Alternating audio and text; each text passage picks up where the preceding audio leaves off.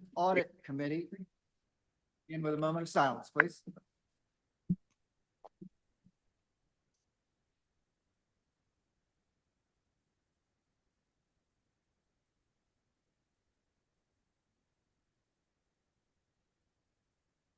Thank you. All right, to refresh y'all's recollection, the Audit Committee last met September 12, 2023. You have minutes before you, which I know you scoured over. Do I have a motion to accept? So moved. Is there any discussion? Additions, deletions? Anybody need any memory jogged? All right, not all in favor? Aye. Any opposed? The ayes have it. Ms. Wharton, can you now please introduce to the gang, Mr. Davis? Are you?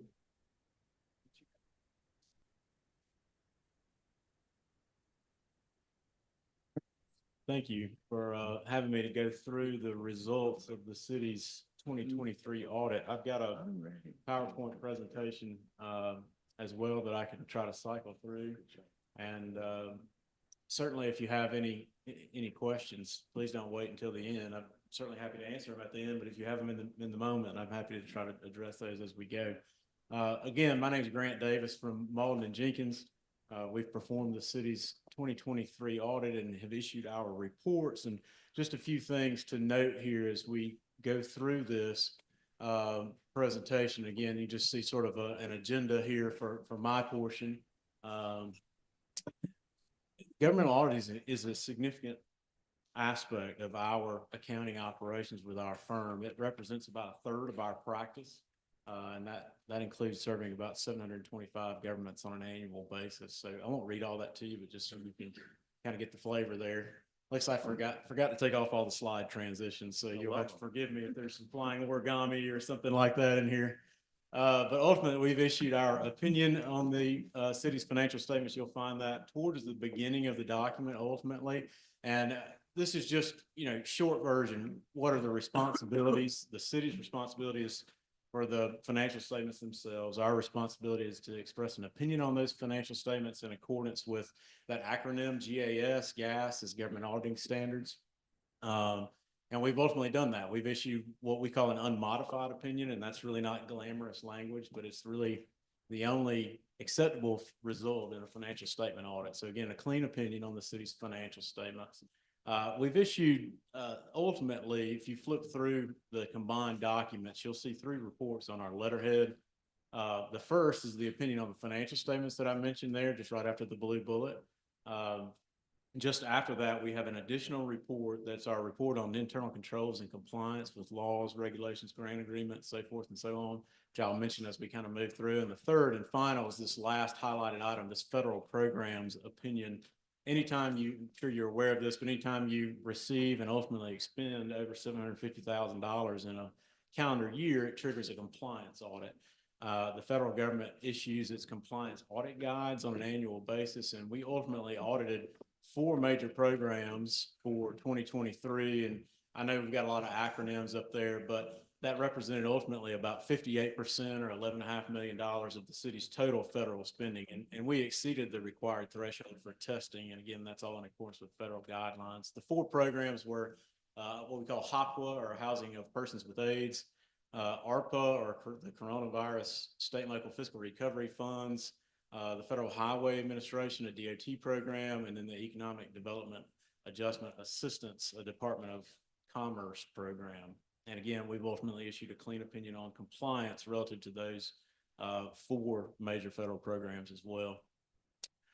An ACFR, just briefly, not to take up too much of your time, but the ACFR is above and beyond financial reporting. It includes a lot of information that's not required by the government, GASB. And the ACFR is submitted to the Government Finance Officers Association on an annual basis, and it's evaluated. They provide feedback on it, and happy to say that the city received the certificate for 2022. And of course, we feel like 2023 will also receive the certificate in the coming months as well. Few financial statement highlights that I just want to highlight here. Again, this is high level, big picture stuff, but just some numbers as you're flipping through. And of course, these are rounded. Net position for all the funds and activities of the city, and net position in the governmental world is just equity. Nearly $1.5 billion. You can see how we computed that at the top. Again, revenues for the city as a whole, 453 million versus expenses for the city as a whole, $319 million. It's an increase in net position or equity of $134 million. Usually the general fund is of primary interest. It's the major operating fund of the city, and same concept here, just a few highlights relative to that fund. Fund balance, you'll see my sort of colors in parentheses there just to talk about fund balance and give you some flavor as to what that means. So the 154 million is total fund balance. So that's non-spendable fund balance, restricted, committed, assigned fund balance, various categories.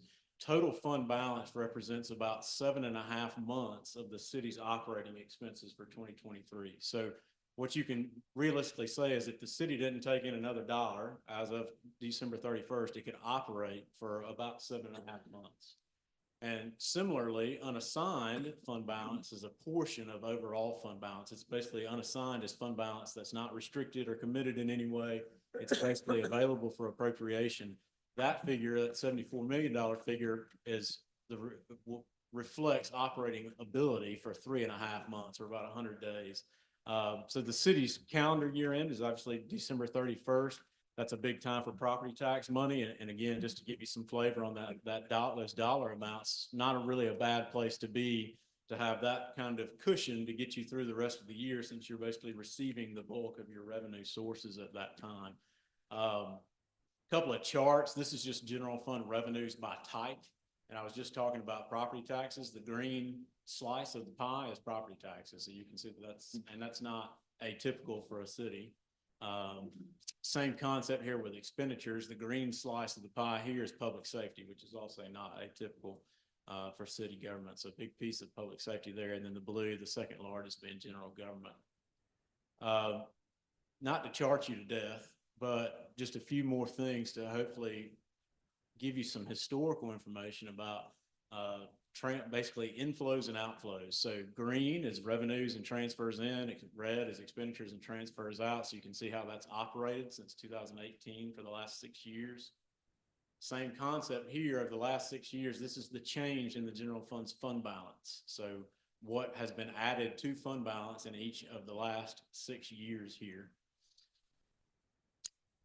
And this is really the point of this chart, is to show you, I told you 3.5 months of unassigned fund balance, 7.5 months of total fund balance. The closer the blue and the red line are together, the more months of fund balance you have on hand. The farther apart they get, the less fund balance basically you have on hand. And this is, again, same concept, 6 years, just so you can see how fund balance in 2018 was $76 million and has increased to $154 million. Similarly, expenditures were $175 million back in 2018. Lots changed since then. Now they're up to $247 million. And you can see that line has, for the most part, stayed about the same, except for the significant blip you can see there in 2021, which I think we all know what the result of that was. There's a few more significant operating funds of the city, and I've just tried to give just basic highlights for each of these funds. The Capital Improvements Fund is what it sounds like. It accounts for major capital improvements. This is its operating results. I won't read all of this to you.